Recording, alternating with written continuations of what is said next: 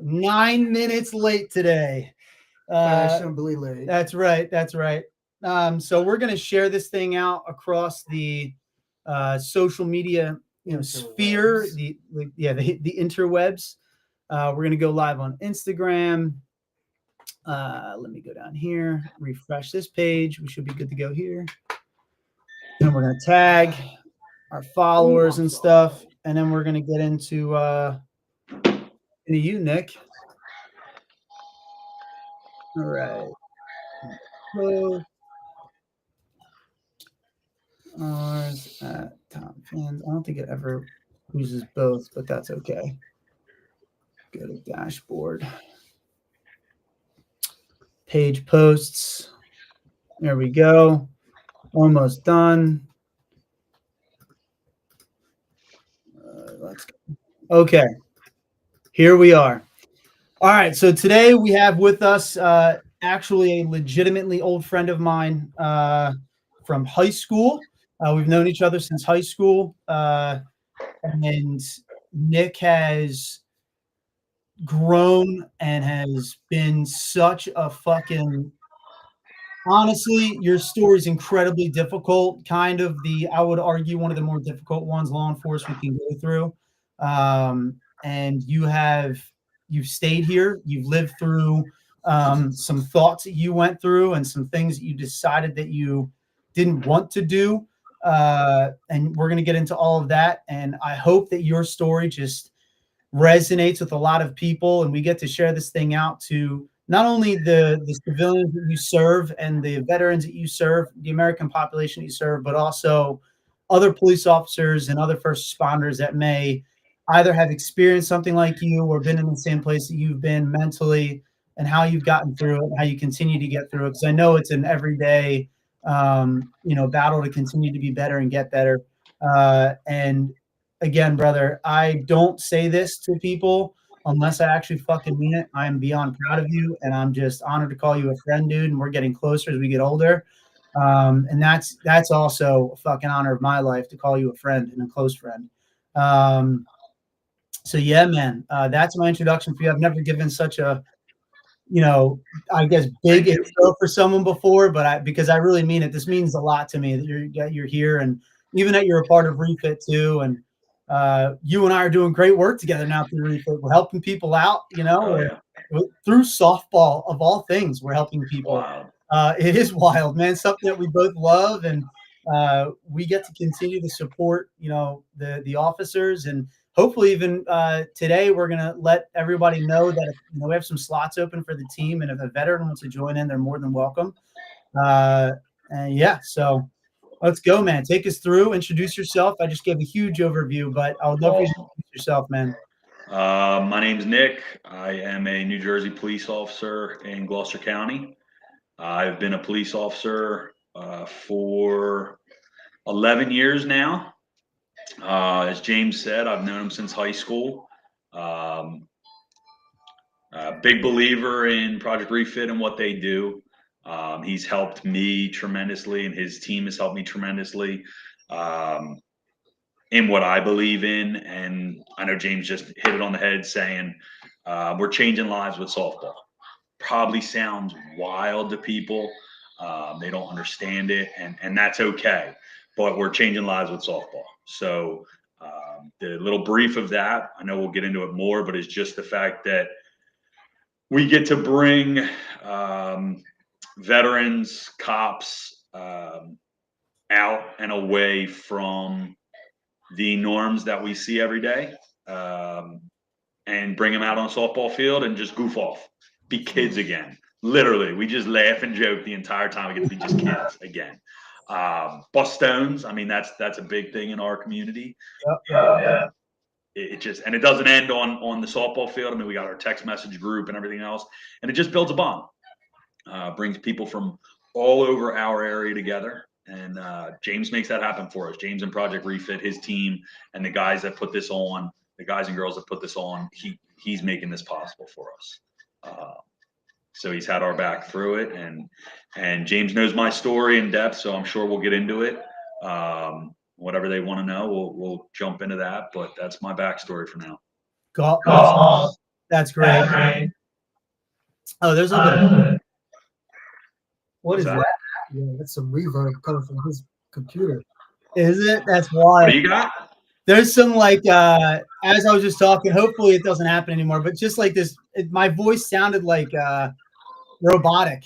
But anyway, so I would love to start out with your decision to get into law enforcement. What drove you to that, and some of the decisions that went behind it and that drove you to this profession. Let's start there, and then we'll kind of get into it. So I grew up in Winslow, New Jersey. I actually had a neighbor who was a police officer growing up. So I feel like my entire life I kind of watched him. We were really close family friends, and got to know him, see him, be a part of that lifestyle to an extent. And then as I grew up, it was just kind of had that natural leader mentality, type A, wanted to be a part of all that stuff. And it just led going forward through high school with sports, athletic. It's a calling. I mean, it really is. It sounds so cliche, and it's the stereotypical answer, but I just felt called to be a police officer since I was a kid. And I went to college for criminal justice, which seems like every cop tries to do. And I fought my way in while it was a really tough area to get into during the time that I was trying. Now it's slowed down a little bit. It doesn't seem to be the profession it was, the recruiting profession it was, I should say. But I fought my way in, and it was the best decision I ever made. It really is. It's the greatest profession in the world. There's no better job out there. If you have the mentality that you want to serve others, there's nothing better. So I feel like clichely, it was a calling. So I went to the academy in 2012 and graduated with Wildwood. And then I immediately got hired where I am now over in Franklin. And I've been there since. So, yeah. So the reason why working as a police officer, what are the reasons you live for? I'm sorry, you're breaking in and out. I think it's my connection. Okay. So what was that? Give us some of the things and the reasons why you believe this is the best profession in the world. Oh man, every day is different. Every day is different. So you have no mundane days, and that's just kind of for the mental stimulus of it, I guess. But in reality, it's the fact that you can choose every day how you want to be as a police officer. And what I mean by that is it's so versed in the world, right? I can go out and make sure the community's safe by doing traffic enforcement. I can go out and try to lock up criminals. I can go out and just community police all day. I can hang out at the schools with the kids. I can go catch somebody playing basketball on the street and hang out with them. Or I can choose to train and build, whether it's knowledge based. So I'm learning better case law or traffic law or whatever. So really each day I kind of get to choose what mood I'm in and what cop I want to be. And then just the daily interaction with people, right? So you get to see people at their best and at their worst. And I think being able to attempt to try to help people every day, whether they want it or are accepting of it, you get to put your best foot forward and try to help everyone every day. Because for the most part, I'm seeing people at their worst, right? So it's very rare somebody calls me to tell me about their best day. So I'm seeing them at their worst, right? They call me because it's their worst day ever. And when it's their worst day ever, they want me to deal with that. And I get to help. So when I say it's the best profession in the world, it's because every day can be as gratifying and as awesome as you want it to be. It's all about how much effort and how much you put into it, really. Yeah, that's awesome. Actually, I try to say that to people all the time that for law enforcement specifically, and firefighters, and even EMTs and dispatchers, you guys are the front line for literally the worst day. Every day is everyone else's worst day, Yeah. which can add up and end up taking a toll. And it's something I feel like a lot of individuals don't really understand, or they can't really comprehend it, I don't think, either, unless they've really experienced something like that. Then it's like, yeah, that was on my worst day. That's who I saw, was the police officer locally that showed up for me. Yeah. So that is something that we try to drive home here, especially when we talk law enforcement and talk to law enforcement. So when you are seeing the worst of the worst, how are you taking care of yourself? How do I deal with it? Yeah, how do you deal with it? How do you take care of yourself? Those kind of things. Man, it's twofold, right? So in the moment, you got to rely on your training and the brothers and sisters you have next to you, etc. Right? That's the moment. That's how you deal with it. You have to let nature kick in, right? And do the job, finish it. Now, before, I think again, it comes down to training, preparation, right? So I'm prepared for those moments because of the training my department gives me, the training the state, etc. The physical fitness aspect to it and all of that. So then going on to how do I deal with it after the fact?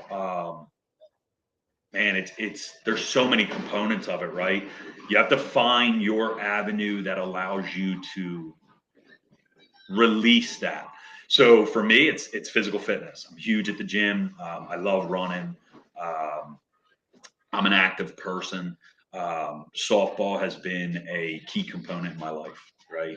The community that I have built around my softball world is those who understand my world, right? Maybe not directly, maybe they're military. So we don't have the connection of like the exact experiences, but we connect, right? Or EMS or EMTs or all of that. Like it's just a direct connection indirectly. So escaping that way by allowing yourself to be a kid and go out and do things that are normal. I deal with it that way. And then me personally, man, I'm a big believer in mental health. I see a therapist all the time. Excuse me. Yeah. Hey, everybody, this is it. This is Refit. This is my son. Yep, who have real lives, and we want to make sure that we include their children too. So You ain't kidding. that's right. So my thing is, I see a therapist weekly or every 2 weeks now, and dude, I think that's one of the greatest things that anyone can do, not just cops or firefighters or EMTs, those who are the worst. I think anybody. And the way I explain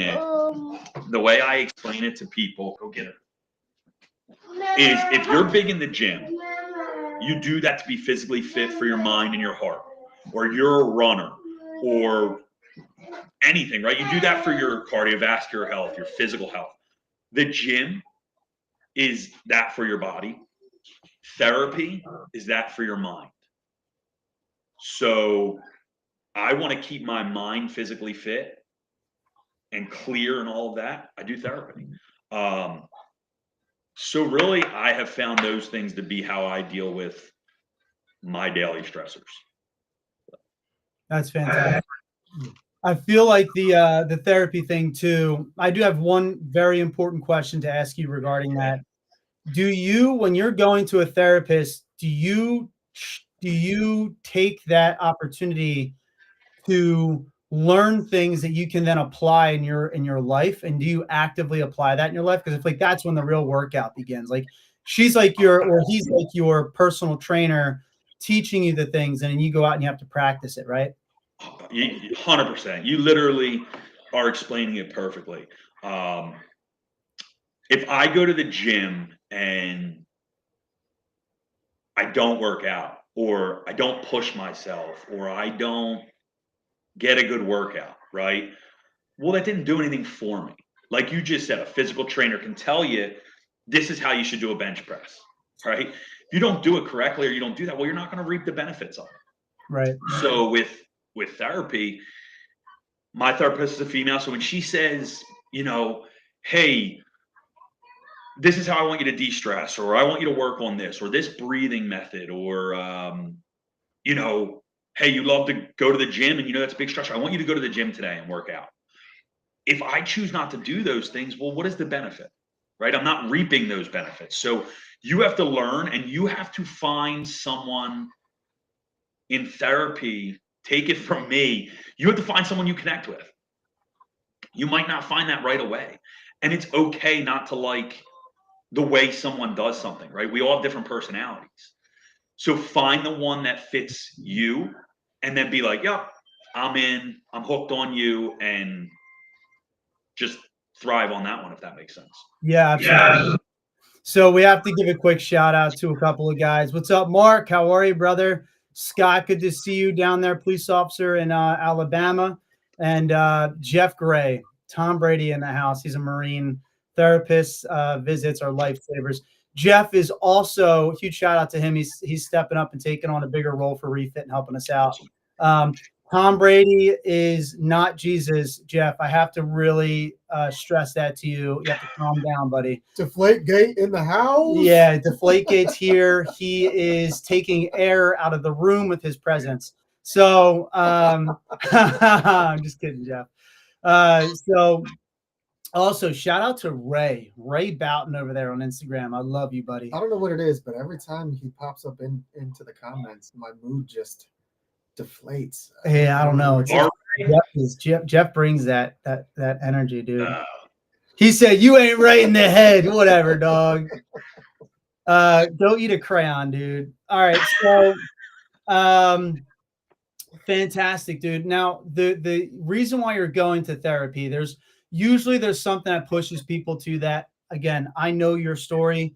I would love for you, if you're open to it, and I think you told me already that you are, just share with us what happened, what your journey was like, and take as long as you need in sharing the story, because I think it's an important and how you recovered. Yep, all of it. Yep. All right, so I'm going to make you ask me questions in depth too, because I'm sure I'm going to skip and miss. But in 2014, I was a brand new cop. I was involved in a critical incident. I was responding to a priority call, and while en route on one of our highways, a juvenile had run out in front of my vehicle, and I was unable to avoid hitting him. The kid did die on scene, so he received fatal injuries. It was a roller coaster, to say the least. I was 21 years old at the time, so I was a kid. You know, you don't realize in that moment what really just occurred. So following that,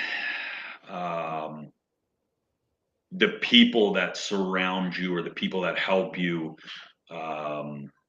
were key. So my union, things like that, getting me to the proper therapists and things like that, at least getting the ball rolling on that, and having my department back me and support me through that. So, you know, you immediately go up, and for me, at least, I immediately went up and spoke with a therapist, and it doesn't click for you yet. When you're involved in critical instances, the mind is crazy. The mind is wild how it works. It shelters you. It really does. So it like blocks all that out. You don't even realize it. You're like, oh, you know, in a really crappy way, it's like, oh, you know, it's okay. Like, I'm fine. Because it didn't hit you yet. So I remained out of work for a year, seeing a therapist that was assigned to me through work. And she was wonderful. I have no complaints, but it just, there's some red tape with that, right? And I know James, off the record, we've talked about some of that that I have to leave out, but there's red tape with that.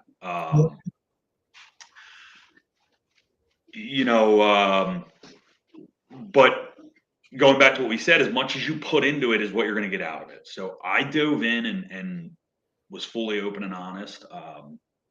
Throughout that year, I battled bad. I got a post-traumatic stress disorder diagnosis. I was on anti-anxieties. I was on sleeping medication. I was on antidepressants. I battled alcoholism. I battled suicide attempts. It was a journey.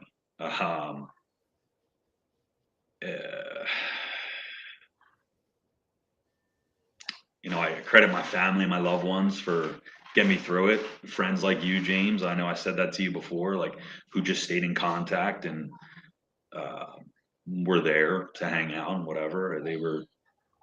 It's key. So I fought really hard to get back to the profession I loved, and I did. It was a struggle to get back, knowing that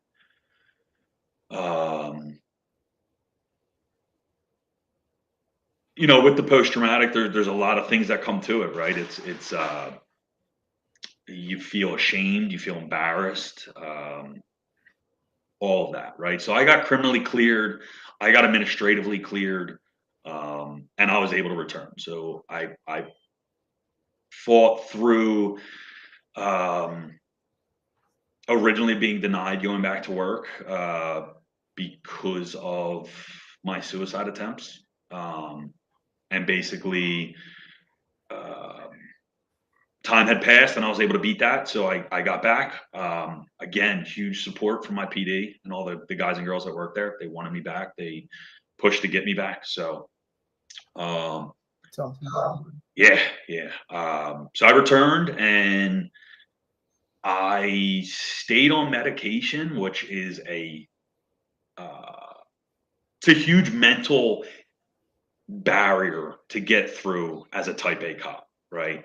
A lot of us want to hide that. We don't want to, I don't need meds, or, I'm good. Well, I did. I needed it. That was what made me, normal.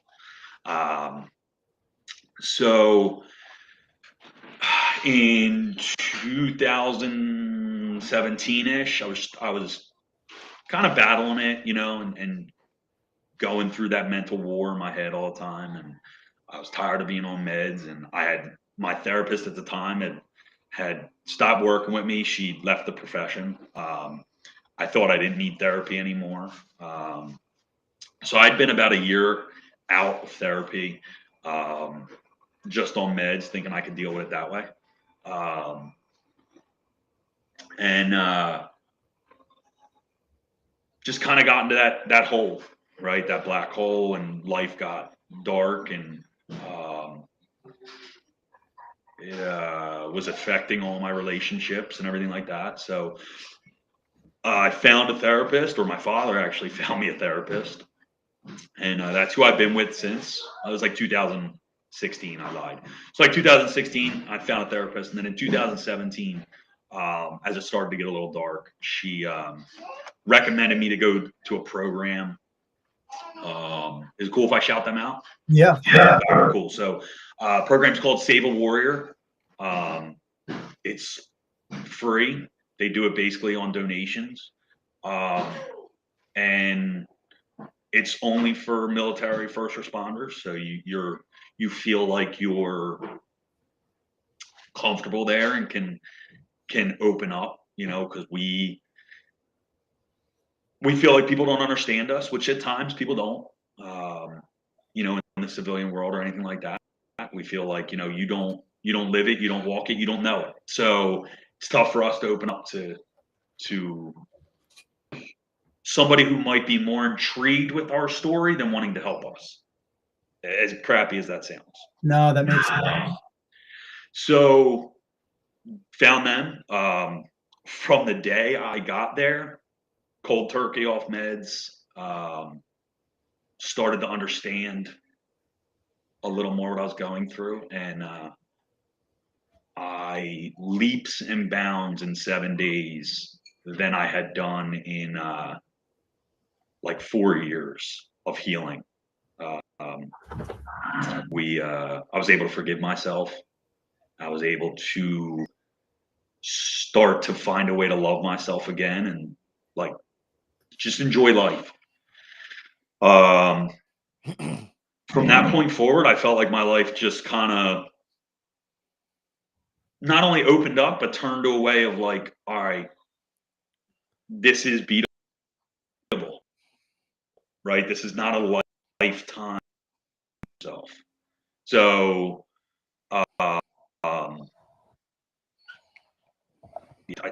everything turned around after that, and just life started to get a little bit better. And it's still a constant battle, but I feel like it's on the back burner to an extent.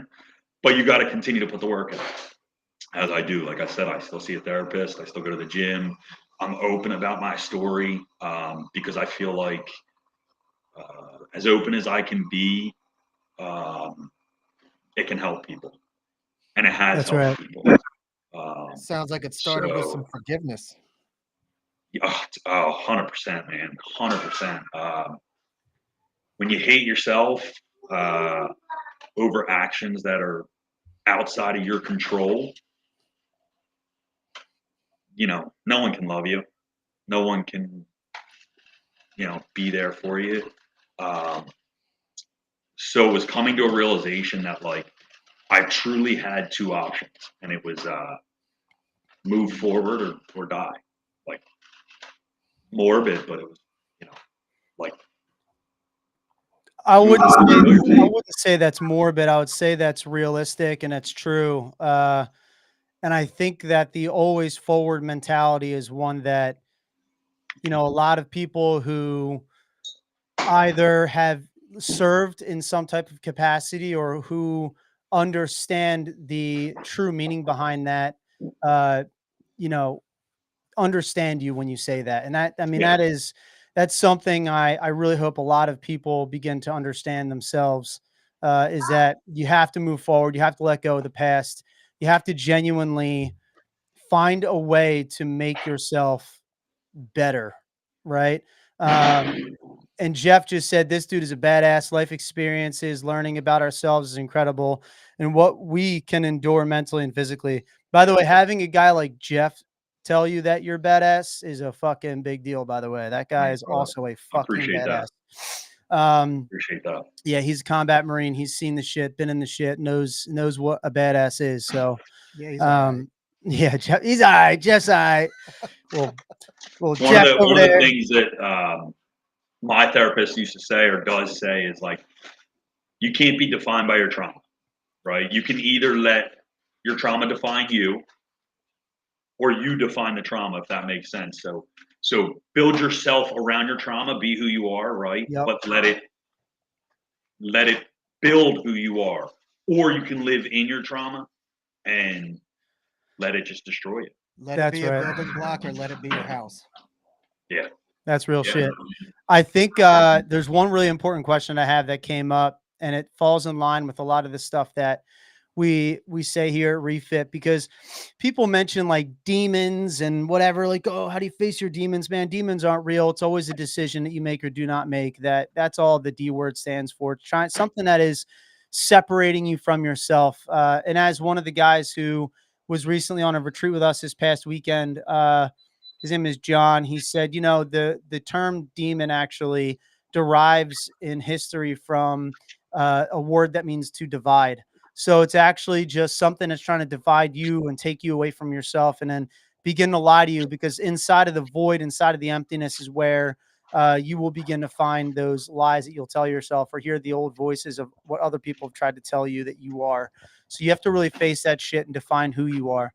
So with it, the question that I have in line with that thinking, how have you taken this experience, that in particular experience, and helped other officers? Like, how have you, is it a part of your advice and training, like going through neighborhoods or going through, places or responding to calls or even your own healing journey? How have you actually passed that forward?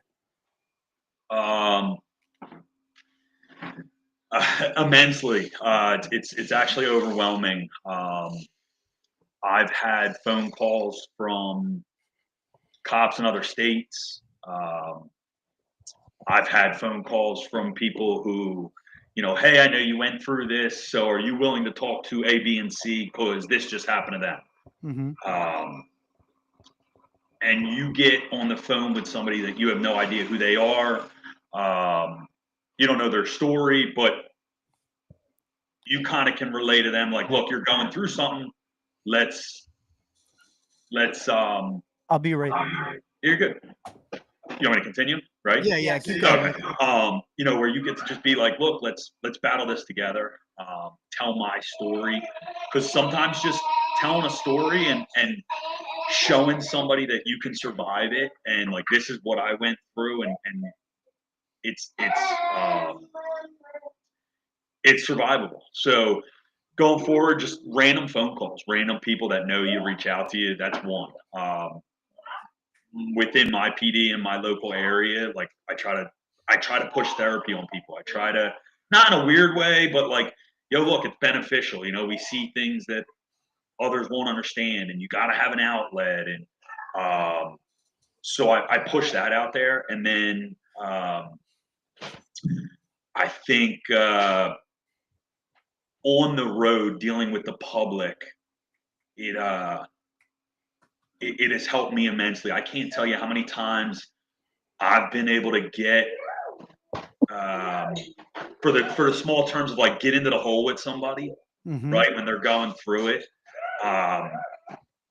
and just talk to them like humans.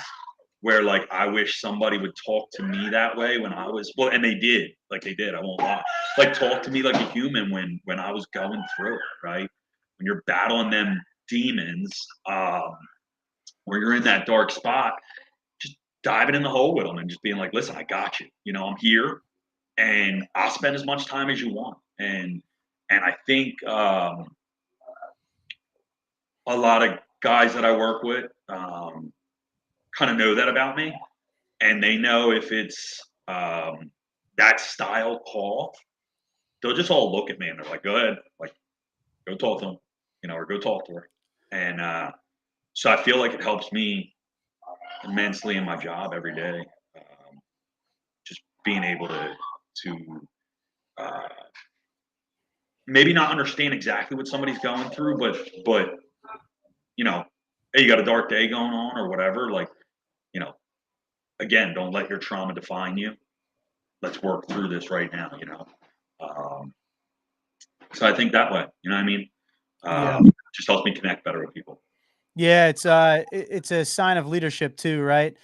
It's a sign of like, hey, I'm willing to be open with you, and I kind of want you to follow my lead in this through my actions, not just my words. And that's what it is. I mean, you're truly leading by example, and that's something that I'm sure has resonated with people that you are working with, people that you interact with.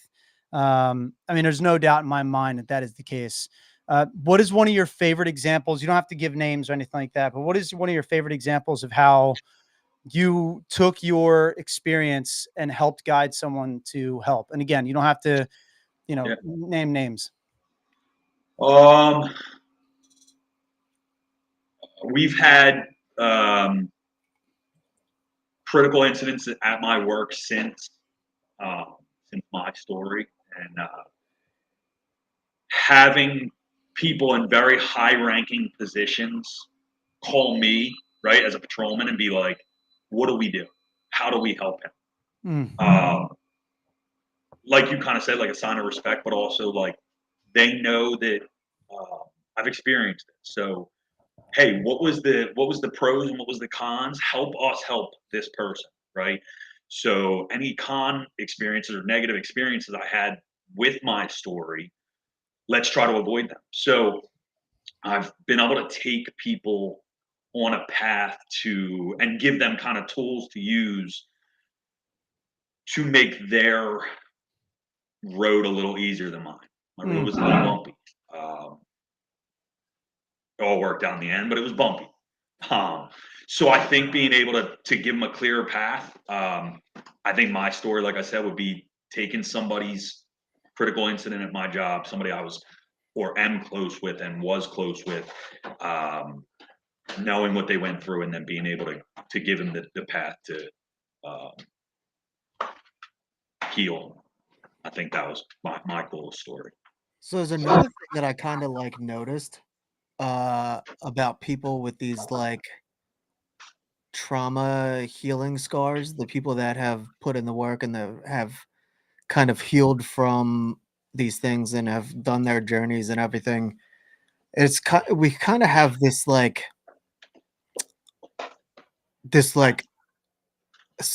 extra sense. You ever just like look at somebody and it's like it's not like hey, you're having a bad day, or hey, somebody pissed in your Cheerios this morning, or whatever the case may be, but you just look at them and you're like,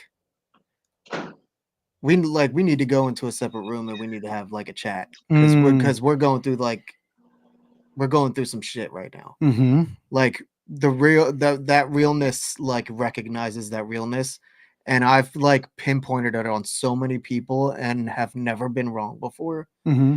And I think that's like, and it's always in a veteran or a first responder, because it's always like PTSD related, or it's something along those lines, and it's something deep seated. It's never a Piston Cheerios related incident, for lack of better words. But I just feel like once you've been in it, you recognize it, and you recognize the bullshit excuses to get people to stop looking at you. You recognize the facial expressions. I do it to you all the fucking time. When you change your facial expression, the quick looks. That is something that's extremely powerful when it comes to, the work that you do, the work that we do, in recognizing when somebody's having a moment like that. And I think that's like very big. Yeah, I love to bring this up any chance that I get, and it's very relevant to the conversation, what you're saying, what you went through, what you're doing for others. It's back in the day, there was written about Odin's third eye, and or the eye of Odin, and how Odin, gave up an eye, but he developed another. He's able to see the world for what it is. And you begin to see that third eye in those other people. You can identify those people who also understand the world for what it is. So you can bring up Jeff, for example. Like when Jeff first showed up, I was like, I looked at this dude, just immediately knew. I was like, that motherfucker, this guy's seen shit. This guy's done shit. He has that look in his eye. I can fucking identify it. And some people just have that ability to do that naturally. And then some people are gifted it. And I don't talk about it as a curse, because it's not, it's a gift. How hard life can actually be. You know that you can live through it. You know that you can walk through the darkness and there is light to the other side. And I really, that's why I like to find leaders in the community who are willing to lean into that eye.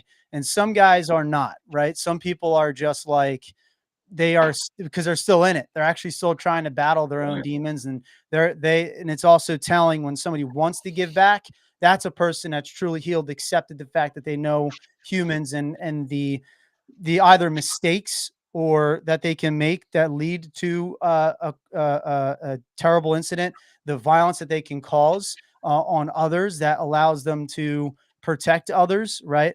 And also on the vice versa, the violence that people can just commit against each other, and then you have to identify that in that person to then defend those who they want to do harm to.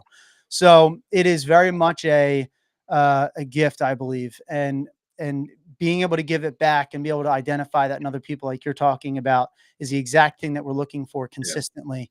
Yeah. It's something, again, I do look at it like a gift, and it's horrible to say that because of even right now in the incident that happened to you. But, I'm sure that you don't look at it as a way of, you're not going to allow that life to be gone in vain. You are going to make sure that you build on top of it and honor that life. consistently. And that's something that I know you do. And I wish upon so many other people that they could look at it the same, because it is a way. You don't, like, I've had guys who said, like, I want to go back to who I was, right? That's something that came up actually this past weekend too. Like, I want to go back to who I was before the military. I'm like, but fucking why? Right? Like, why do you want to go back to that? Going back to that is you're going back to an innocence that isn't living in reality. How about you accept the reality of the world with that hardened look that you now have? Be proud of that. Be proud of the fact that you now have that eye and you can see that. Be happy that you can identify that and use it for good instead. And when you begin to frame it that way for people and explain that to them, especially individuals like yourself, Nick, and you, Rocco, and other guys who have seen the shit and been in the shit, it actually ends up becoming a thing of honor. It's something that, they really lean on with pride and like, damn, I never thought of it that way. And that's fucking awesome. It's very right? similar to like how guys are very proud of their like calloused hands. Yes. As opposed to I like love guys with how not hard my hands calloused are. hands. Yeah. And it's like, oh, it shows it's not the fact that they're tough and I can hold it over a flame, but it's No, like, they've hey, lived. I did something with these. Yeah, you know yeah. what I mean, yeah. And Rocco, to your point, I feel like not only being able to see it, but being comfortable calling people out on their bullshit. Yes. Yeah. So like, I will come to you and I'll be like, "What's up? Oh, I'm good. Okay, cool. Now what's up? Yeah.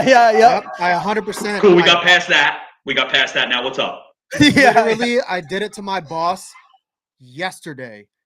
I saw him in the morning yesterday. So he used to be a dog handler in the army a while back, and he was just carrying himself different in the morning. And I called him out on it. I was like, "Hey, you're different today." And he's like, "No, I'm not." And I was like, "Yeah, you're different today." And he's like, how do you know that?" And I was like, "I don't know. You're carrying yourself different. You got like a slight little limp. Your face is different." And he goes, Yeah. "What do you mean?" And I was like, "I don't know. But if you want to talk And about you it," know like, what? He may not even have known it at that time, right? no, he then. knew it. He knew it. But I was like, "Hey, if you want to talk about it, like, let me know." And he goes, "All right, I'll let you know." And then he walked away. And that was it. He knew I knew, and he knew I was there to talk if he wanted to talk, and that was it. Well, James, when we met the other day, and we had lunch, and I'm not going to use names, but I remember the story I just told you, right? I said I was doing something, and I was with a friend of mine, and what's going on? And yeah, I'm good. I'm like, cool, we got that bullshit out of the way. So what's going on? Like, Yeah. just come on. And dude, like 5 minutes goes by, and next thing you know, we're talking about how does he find a therapist? How am I dealing with what I deal with? And how do I get better? And Yes. dude, I left like so happy. It sounds so wrong, but I left so happy from that conversation, that situation. Like, dude, I came home and told my wife. I called James. I'm like, dude, I got to tell you about this because that person came to me. Hell yeah.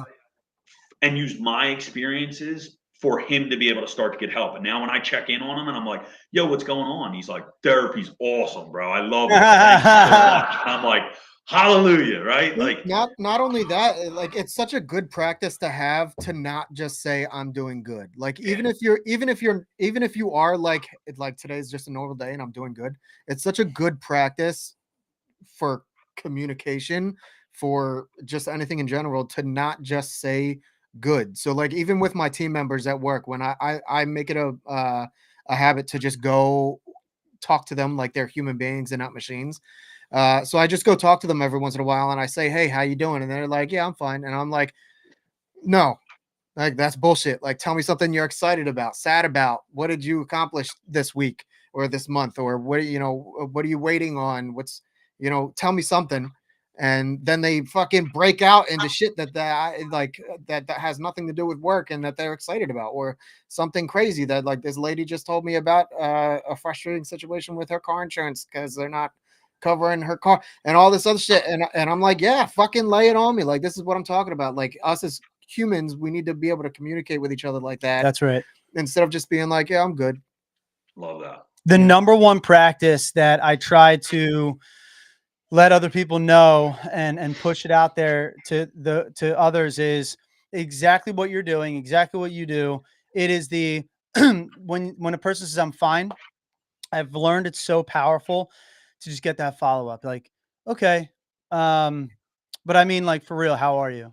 Right. And then for some reason, that second, not for I know exactly why actually, but when you show them that you're actually present and you Yes. want to listen to them, It wasn't right? just a question. It I wasn't. wanted to know. I fucking want to know. Yeah. How are you doing? But like in their head, they're ready. They're like, "Oh, motherfucker, you want this? Yeah, yeah, Oh, you sure? You You want sure? this? Here it comes, yeah, bitch." Because yeah. I've been waiting for somebody to ask me. Yeah, and I Yeah. love that because even when and it's something that I'm slowly beginning to create an outline for, um, I can't wait to write about the power of a 4-hour session over a 1-hour session and how I think that needs to be incorporated more into healing processes and also incorporating the storytelling element and actually teaching people how to tell stories. Because when you teach someone how to tell a story, that's right there. They're creating their own narrative, and all we are, and it's going to sound fucking weird, but I was sitting on a plane one day on my way home from a retreat. I think I might have told you this, but I don't know. But I was on my way home and I was very like I was having enlightening thoughts and shit. My brain was in a good place to think. And I saw literature written up on the plane in front of me. And I was like, literature, creature. They both have the same ending. It's a TURE. And I was like, we create we're literate creatures. We are literate creatures. Our words are that powerful. That's the thing that separates us from all other animals. So if we teach people how to tell their stories like you just did, Nick, I mean, like you had it framed in a beginning and an end. And it will actually a beginning and a continuation. You didn't just end there. There's a continuation to your story, and you know there is. If you can get people to tell their past and get to the point where so their past is big and there's a little point where you have to talk about that continuation, that is the thing that keeps people alive and moving forward. You have to teach them how to get to that or show them that they can get to that point where they continue their story. And that's why even the quote that we came up with years ago, how we basically founded this whole thing around is honor all fallen with life. You have to honor the people before you with and by living. Right. So they're people you've lost in combat, people you've lost on the job, people that you may have actually taken their life. You have to genuinely live for that person, live for those people, and push it forward. I absolutely see you, Mark. Thank you for tuning in, brother, as always. But yeah, I really find immense value in that digging deep. And I call it mental combat because when you say to someone, how are you doing? They give you the bullshit. I'm fine. I'm good. Whatever. And then you're combating that. You're literally combating that. You're saying, but like, tell me what's up, and it's like, all right, cool. Let's do this thing. We're ready to rock. So, and it's difficult when you get into hard conversations. It's not easy, right? It's not supposed to be easy. And if you love that person, that's the fuel. The love is the fuel to have that conversation, that hard conversation with that person. Now you know how to talk to people that you love and care about. You know what to say to them, you know what not to say to them. And I just wish upon more people that they can get brave and have those conversations, those hard conversations. Does anything I just said make sense to you? Oh, 100%. Well, 100%. It's hard to allow somebody to open up to you, one, without trying to interject or tell your own story, right? But um, it's hard to allow someone to pour everything onto you with everything you're already going into, right? But if you can be open to it, like you just said, and just be mhm. like, all right, look, I'm here. Like, I love you. I want to help, or whatever it may be. Like, I'm truly listening. I'm truly here, and be present. It might be a minute. It might be 10. You can change somebody's day, week, month, year, life. It's real. So 100% just diving into it and just being like, I'm here. Like, like you said, Rocco, like when you're ready, I'm here. Have a follow up, an hour, 2 hours. Like, yo, I know you said you would come to me, but like that shit was weighing on you. So maybe now I'm good. I got a half hour. Let's talk. Mhm. Maybe they're still not ready, but like that follow up might just be like, all right, you were serious. Okay, I got you. Let's go. Yep. So I think it's, just being open to it. Yeah, that's something that I think is again, not to repeat myself, but immensely important. And it's something I really want to see happen more in law enforcement agencies in particular is something that we've been doing with an EMT department for Dan and I for a while.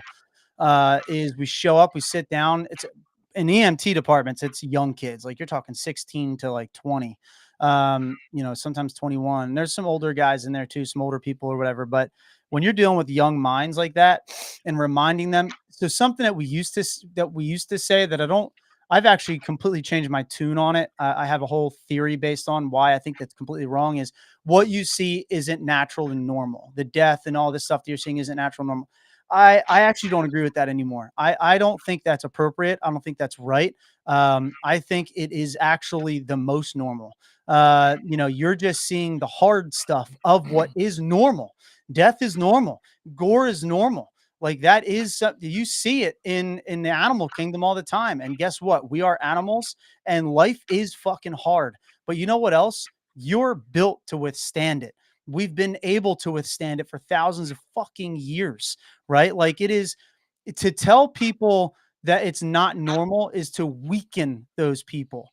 And I don't think that's appropriate. And something I would love to bring to more agencies and departments is having these people who are these service members be able to share their stories with each other more often and actually just have normal conversations about it. You see it in the military with what's called an AAR or an after action report, like doing those, but almost with a different format. Now there's time and place for a structured, like, hey, this call happened. What did we do on the call? I did this, I did that. And like going over things and really like learning from each other. Very important. But then it's like, all right, we're done with that part. Tell us your story about how you were part of it. Now tell us how you were feeling inside of it. Like what was going on in your head? Like what were some of the parts that you struggled with?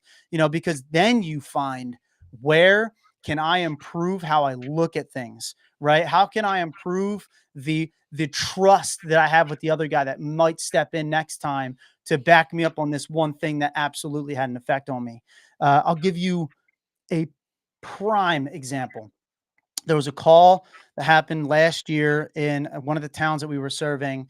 We actually had the opportunity to get the law enforcement, the EMTs, and the fire department all inside the same fucking room that were on that call. This was, by the way, that happening, I know you know this, it's very difficult to make that happen. They did it. And the two officers that were inside the room, the officer was actually the main point of this storytelling process, and everybody around was like listening. And the reason why is because police officers are the center. They really are. Of every call, whether or not other agencies want to say that and admit it or whatever, they really are. You are the guys in the middle of the fucking call. You're the ones people are looking to, and that's the fucking reality of it. So he was telling his story from his perspective, and inside of the call, to make it not as gory, but it is important. The body was in two places, right, and it was separated, and he had to walk through that separation of too often, but he had to. He had no choice. He had to go. It was the path. So he was talking about how he felt like he could feel the person, that basically their soul. That's what he was thinking about and everything. And then the one EMT was like, "Dude, I just have to interrupt real quick. I don't want to interrupt your story. I know it's important, but next time, if anything like that happens, I promise you, I'm going to cover the body with the blanket sooner. Like I'm going to pronounce that person gone, dead. Pronounce that person dead, and cover them up sooner. I'm sorry that you had to go through that, brother. I am going to make sure I do that next time." And dude, I'm not joking you. That officer was like silence for a straight 10 seconds, just looking at him, and you could tell it was him looking at him like, I cannot thank you enough for saying those words. And he was just like, thanks, man. I appreciate that a lot. And then like, he's like, all right, yeah, no problem. And then he continued his story. And the thing that we got to, the thing that I try to remind a lot of people about is, especially in your profession and others like it, the fact that he was feeling so connected to that person, it shows that you still have such a deep love and you have a passion for wanting to protect and help people. That's exactly why you signed up. Yep. That's exactly why you're doing what you're doing. And that means you are a good person. You are not a bad person. You want to protect and serve, and you felt sorry that you couldn't protect that person in that moment. Even though it's out of your control, it's a good thing that you absolutely still have that heart. Man, that guy gave me a fucking huge hug when we were done and shit. It was like 3 hours worth of conversation. And in between people getting called out and stuff, they had to come back. You know what I mean? But we were there. We were there for 4 hours in total, and the story was probably 3. It was just I want that to happen more often at agencies, man, because it's not a check in the box. It's not us coming from the state. It's us being there for you, actually, right? It's not a CYA kind of thing. That stuff is important, paperwork, all that shit. I get it. But there's something else added when it's not being tracked. It's literally us being there for you as community members to hear your story. And gosh, that was amazing. That was fucking amazing. I'm getting chills. My hair is literally standing up right now thinking about it. I don't know. Your story does that for other people is what I'm trying to get at, by the way. Like, and you doing that, that's what you're doing for others. And that's why you felt happy when you were, helped out your buddy. And like, who's also a really good guy. I really like that guy a lot. I've the moment I met him, I fucking like that dude. Seeing him on Sunday when he wasn't there, like some of the day, I was like, oh man, like, damn, where's he at?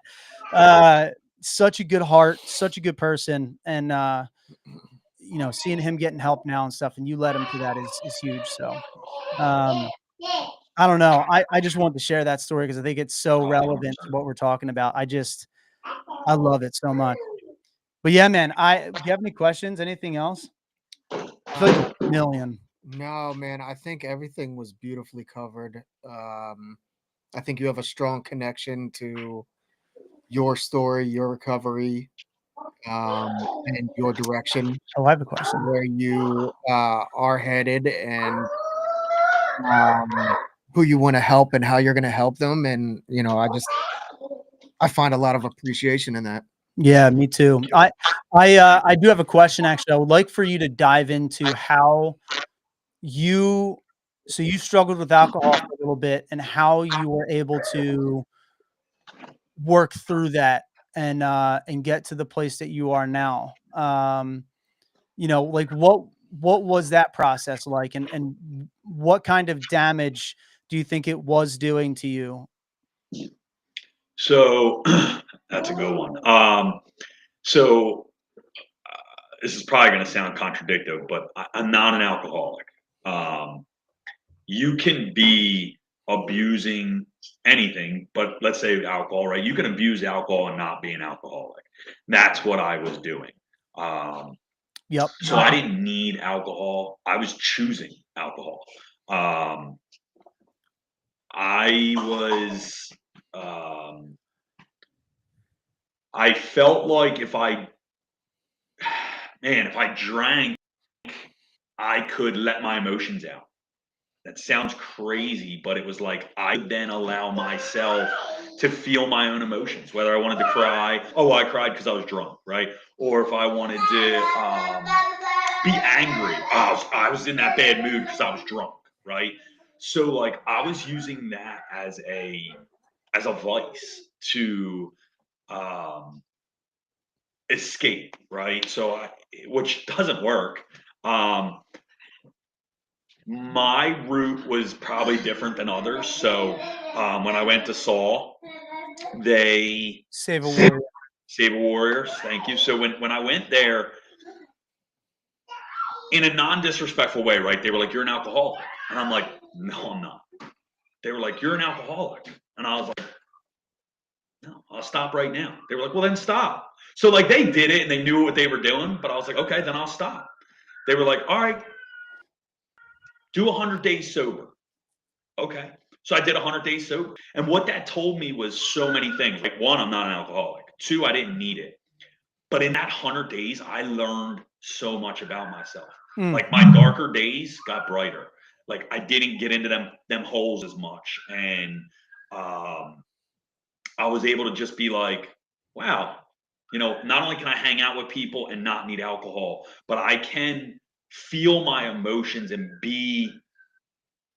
um, be in those feelings without the excuse of alcohol. So for me, I did 100 days sober, and then I actually sat down with my wife before we went on a vacation, and we set very strict rules up, like, hey, I don't care if it's 1 or 2 drinks. Like if I have 1 or 2 drinks, I will not drive. Legal limit or not, like I'm not going to drive, and so on and so forth, right? So I set up all these rules for myself, and I always said if I broke those rules, I would either go on another hiatus of stopping, or I would just stop completely. And now it's like, I can drink or I cannot. Matter of fact, right now I'm on a dry spell. Like I'm just choosing not to drink. Um, but the alcohol was my vice to have an excuse to feel what I was feeling in an intense way, and wake up the next morning like, oh, it was just the alcohol. I don't need I don't need therapy, or I don't need help, or I don't need medication. So for me, it was an eye opener to just be like, all right, well, why are you doing it? Why are you drinking as much? Why are you, you know, uh, what's the reason for it? And I found the reason for it, and then I just decided to not. I know that sounds crazy, but No, that sounds sounds pretty accurate. yeah, it sounds like you're in control. yeah, Yeah, I would say that's something that people need to understand too. Very, very important to understand, which is there are people who are alcoholics, and there's nothing wrong with that. And those are, if you cannot control, and I mean genuinely control your alcohol intake, and it's destroying your whole entire life, please get sober and stay yeah, sober. And if it's a struggle for you to stay sober, then that you have an issue. That you're an alcoholic. Just take care of that. Like get the help that you need, getting the treatment that you need. yeah. And Well, I don't want to get into the whole science of it, but like alcoholism is a true body addiction. So for somebody to turn to alcoholics and be like, well, just stop, they can't. They right. physically can't. They will die. A true alcoholic will die. So there's a whole science behind it, but like you are going to need a little bit of assistance and go get that help for yourself. But like Yep.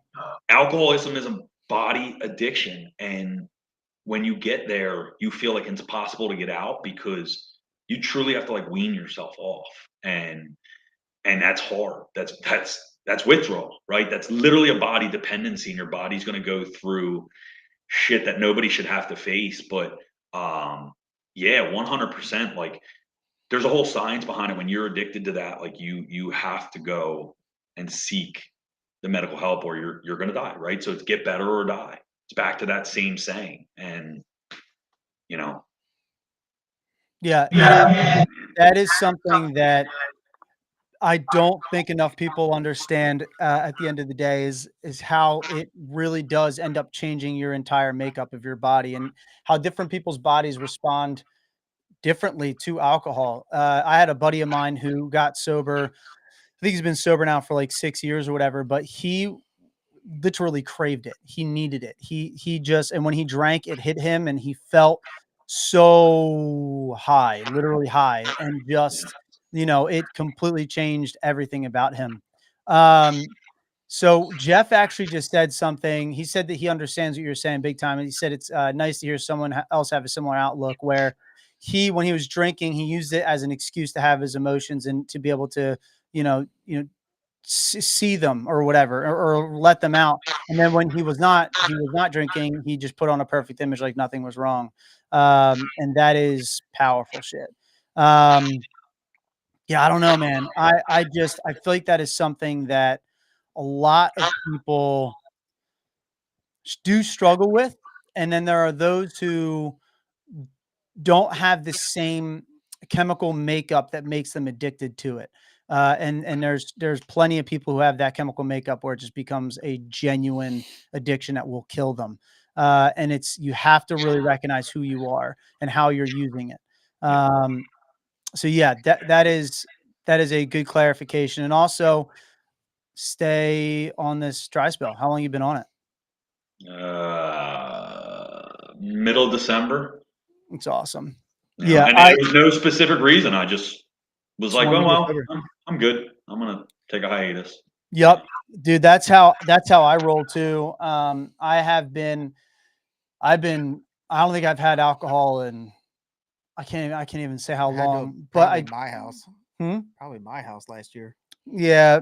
Well, I think I had some during the holiday time. I had because I like to have an old fashioned every once in a while, but I haven't had anything. What's that? Of course you do. Of course. Yeah, that's right. That's right.